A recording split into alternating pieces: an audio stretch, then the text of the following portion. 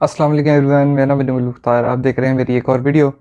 और आज मैं बताऊंगा और इस तरह का टॉपिक जो है आजकल बहुत डिस्कस हो रहा है कि फाइवर जो प्लेटफॉर्म है जहां फ्रीलांसर्स जो हैं अपने अकाउंट बनाते हैं, फ्रीलांसिंग जॉब्स करते हैं और इस तरह का कोई भी टास्क जो बाहर किसी भी मुल्क से वहां डाला जाता है, तो पाकिस्तान या मुस्लिम कंट्री का कोई भी जो फ्रीलांसर होता है, डेवलपर होता है, डिज़ाइनर होता है या जो भी वो सर्विस अपनी स्किल बेस पे प्रोवाइड कर रहा होता है, वो उस प्लेटफॉर्म पे जाकर उसको वो जॉब डन करता है।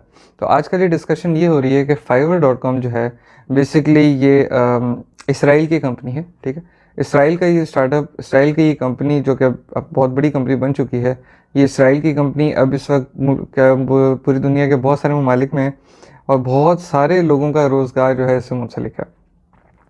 पहले मैं थोड़ा सा आपको ओवरव्यू दे दूं कि फाइवर का प्लेटफॉर्म, जैसे मैंने आपको बताया, कि फ्रीलांसिंग प्लेटफॉर्म है। यहाँ पे एम्प्लॉय जो है अपना टास्क या अपनी जॉब आगे डालता है और आप या मुझ जैसा कोई भी शख्स जो उसके स्किल के हिसाब से वो जॉब होती है उस पर अप्लाई करता है और इस तरह उन दोनों का आपस में एक कॉन्टैक्ट बनता है, ब्रिज बनता है और वो दोनों इस जॉब को डन करवाते हैं और उस जो आप उसके लिए काम करते हैं उसका आपको पैसे मिल जाते हैं। जो फाइवर का बेसिकली मॉडल है वो $5, मिनिमम $5 की आप सर्विस को प्रोवाइड कर सकते हैं, अप टू $1000 आप उसको लेके जा सकते हैं। तो बात ये है कि फाइवर इसराइल का प्रोडक्ट है और इसराइल को आपने देखा है पिछले बहुत दिनों से फ़लस्तीन पर, तो बहुत सालों से बल्कि फ़लस्तीन पर जो जाहिरियत कर रहे हैं, जो लोगों को मार रहे हैं, जो फ़लस्तीनियों को, हमारे मुसलमानों को नुकसान पहुंचा रहे हैं, मस्जिदों पे हमला कर रहे हैं। मस्जिद अक्सा पे भी रिसेंटली उन्होंने हमला किया। तो क्या अब हमें उनका प्लेटफॉर्म इस्तेमाल करना चाहिए और क्या वो प्लेटफॉर्म इस्तेमाल करने से उनको फ़ायदा हो रहा है, ये आज मैं आपको अपनी वीडियो में डिस्कस करूँगा। तो जी हाँ, हम अगर उनका प्लेटफॉर्म इस्तेमाल कर रहे हैं तो उनको फ़ायदा तो हो ही रहा है, ठीक है, ये फ़ायदा हमें हो रहा है। लेकिन उसके बरक्स देखा जाए तो हमारा जो फ़ायदा है वो भी ख़त्म हो जाएगा। यानी हमारे जो तीसरी दुनिया की बड़ी रिसोर्स हमारे पे फ्रीलांसर्स की है, वो जो है घट के कम हो जाएगी। जबकि इंडिया अगर पहले से हमारे से ऊपर चल रहा है तो वो मज़ीद से मज़ीद ऊपर चला जाएगा। लेकिन अगेन बात ये है कि फाइवर ही क्या ऐसा प्लेटफॉर्म है और कोई प्लेटफॉर्म नहीं है? जी हाँ, तो और भी बहुत सारे प्लेटफॉर्म है, जैसे freelancer.com है, लिंक्डइन है, वहाँ पे जॉब्स आती हैं, गुरु है। इस तरह करके बहुत सारी जो वेबसाइट्स हैं, फ्रीलांसिंग प्लेटफॉर्म ऐसे हैं जहाँ पे कोई भी जॉब डालता है तो आप स्किल बेस पे वहाँ पे अप्लाई करके काम कर सकते हैं। लेकिन मेरा सवाल हमेशा ये पैदा होता है कि क्यों फाइवर इसराइल का है और पाकिस्तान में या सऊदी अरब में या बांग्लादेश में वो अपनी सर्विसेज प्रोवाइड कर रहे हैं? क्यों किसी भी इस्लामिक कंट्री, इस्लामिक स्टेट के अपने इस तरह के टेक्नोलॉजी बेस्ड प्लेटफॉर्म नहीं हैं कि वो अपने लोगों को फैसिलिटेट कर सकें? देखें, फाइवर के वेबसाइट में कोई बड़ी बात नहीं है, कोई बड़ी चीज़ ही नहीं है। सिर्फ उन लोगों ने एक प्लेटफॉर्म बनाया, आप वहाँ जॉब डालें, दूसरा आगे वो जॉब करता है, दोनों को पैसे मिलते हैं, कहानी ख़त्म। ये कोई इतना बड़ा टेक्निकल प्लेटफॉर्म नहीं है जो आप या मैं ना बना सकें। ये कोई इतना बड़ा प्लेटफॉर्म नहीं है जो सऊदीया ना बना सके, जो तुर्की ना बना सके, जो बांग्लादेश ना बना सके, 38, 40, 42 जितने भी इस्लामी मालिक हैं वो ना बना सकें। तो ये मेरे ख्याल में हमें एज अ मुस्लिम नेशन या हमें एज अ मुस्लिम कंट्रीज़ हमें ये सोचना चाहिए कि हम क्यों डिपेंडेंट हैं इनके प्रोडक्ट्स पे। अब जैसे आपने देखा कि पिछले दिनों जो फ्रांस वाला जो मामला हुआ हुआ था आप सल्लल्लाहु अलैहि वसल्लम के नाम उस पर, तो उस मामले पे हमने फ्रांस के प्रोडक्ट बैन कर दिए थे। फ्रांस के शैम्पूज, फ्रांस की क्रीम्स, फ्रांस की लिपस्टिक, कॉस्मेटिक, के सारे हमने बैन कर दिए थे। क्यों बैन कर दिए थे? तो क्या आपकी कंट्री कैपेबल नहीं है लिपस्टिक्स बनाने की? क्या कोई इस्लामी मुल्क कॉस्मेटिक प्रोडक्ट्स नहीं बना सकता? क्या तुर्की, मलेशिया, सऊदीया, पाकिस्तान, बांग्लादेश से हज़ारों जो इस तरह के स्टेट्स हैं इस्लामिक, क्या वो कैपेबल नहीं है कि वो प्रोडक्ट बना सकें, जिस वजह से हम रिलाई कर रहे हैं फ्रांस के ऊपर?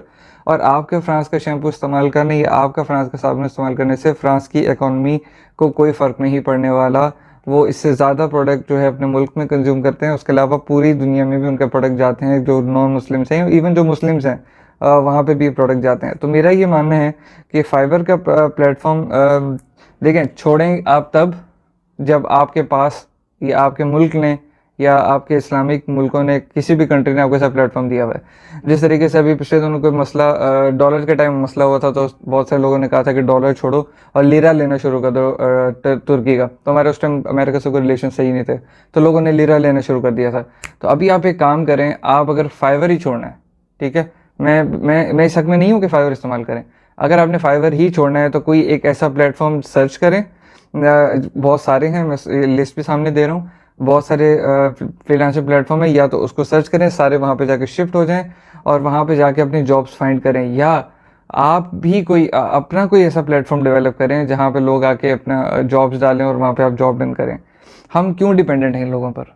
हम ये डिस्कशन क्यों करते हैं कि हमने उनका साबुन बंद कर दिया, हमने उनकी फेसबुक क्यों नहीं बना सकते आप? तुर्की फेसबुक क्यों नहीं बना सकता? क्या क्या इस्लामिक कंट्रीज में के डेवलपर के अंदर कैपेबिलिटी नहीं? आप दुनिया की तीसरी बड़ी फ्रीलांसिंग रिसोर्स हैं। यानी आप बड़े बड़े डेवलपर, आप बड़े बड़े इंजीनियर्स बैठे हुए हैं जो लोगों को बाहरी टेक्नोलॉजी बना के देते हैं, जो उबर में काम कर रहे हैं, जो फेसबुक में काम कर रहे हैं, जो करीम में काम कर रहे हैं। तो क्यों अपनी कंट्री में आप एक ऐसी चीज़ डेवलप क्यों नहीं कर सकते? उबर क्यों आपके मुल्क में आके चल रहा है? आपका अपने मुल्क का उबर क्यों नहीं है? आपका अपना स्टेट लेवल पे, छोड़ें स्टेट लेवल पे, कोई प्राइवेट लेवल पे ऐसा स्टार्टअप क्यों नहीं है?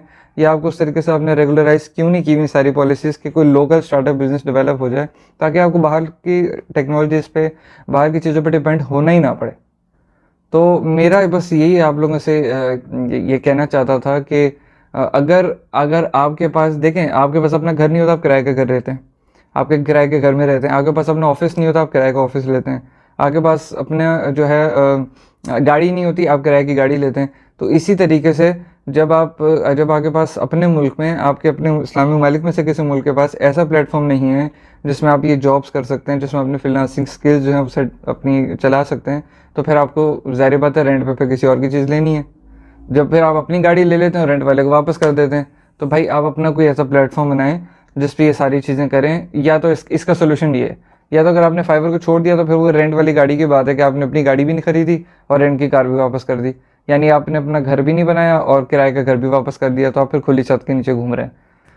तो कहने का मकसद ये कि या तो फिर कोई ऐसा प्लेटफॉर्म डेवलप हो जाए, तो हाँ, मैं बिल्कुल इस चीज़ के हक़ में हूँ। लेकिन अगर करंट प्लेटफॉर्म को आप छोड़ेंगे तो इससे बहुत सारे लोगों का रोज़गार मुंसलिक है। अगेन फिर अगर बात यह है कि वो यहूदी हैं और हम मुसलमानों के ख़िलाफ़ हैं और हम उनको फैसिलिटेट करें, तो आप फिर गाड़ियाँ भी यहूदियों की चला रहे हैं। आप जिन जहाज़ों में बैठ के जाते हैं, भले वो पीआईए है, लेकिन पीआईए की जहाज़ बनाने वाली कंपनी यहूदियों की है, तो फिर आप यहूदियों के जहाज़ में बैठ के जाते हैं। आप सैमसंग का आईफोन का इस्तेमाल करते हैं, वो यहूदियों का, क्रिश्चियनों का, नॉन मुस्लिम्स के बनाए हुए मोबाइल हैं, ठीक है, फिर आप उनको फैसिलिटेट कर रहे हैं। आप फेसबुक इस्तेमाल करते हैं, आप यहूदियों को फैसिलिटेट कर रहे हैं। आपके जितनी भी चीज़ें हैं ना, आप सारी की सारी नॉन मुस्लिम्स और यहूदियों को सपोर्ट कर रहे हैं, ये आप मुझसे लिखवा लें। आपके पास अपना कुछ भी नहीं है। जब तक आपके पास अपना कोई चीज़ डेवलप नहीं होगा, आप डिपेंडेंट हैं। हर कोई भी आपके ऊपर अपने पैर के नीचे मसल के आपको चला जाएगा, आप कुछ भी किसी का नहीं उखाड़ सकते। तो आपका अपना प्लेटफॉर्म होना ज़रूरी है, बजाय इसके कि हम चीज़ें छोड़ें, बैन करें। इस बैन कल्चर को मेरे ख्याल में ख़त्म करना चाहिए और हमें वो चीज़ ही छोड़ देनी चाहिए अपनी चीज़ डेवलप करने के बाद। किराए का घर छोड़ दें जब आपको अपना घर बन जाए, तो मेरे ख्याल में अपना घर बनाएं, अपने घर बनाने की मेहनत करें, उस पर इन्वेस्ट करें। इस मुल्क में ऐसी पॉलिसीज़ क्रिएट करें कि हम अपनी अपनी प्लेटफॉर्म्स, अपने प्रोडक्ट डेवलप करें, ताकि हमें किसी की ज़रूरत ही नहीं है, भाड़ में जाए सारे।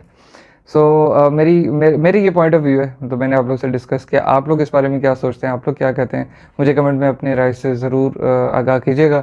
मैं आप लोगों के कमेंट्स के जवाब भी देता हूँ। चैनल को सब्सक्राइब कीजिएगा, वीडियो को लाइक कीजिएगा, दोस्तों से शेयर ज़रूर कीजिएगा, ताकि इस मसले का कोई ना कोई हल निकल सके। वीडियो देखने का बहुत बहुत शुक्रिया। अल्लाह हाफिज़, अपना ख्याल रखिए।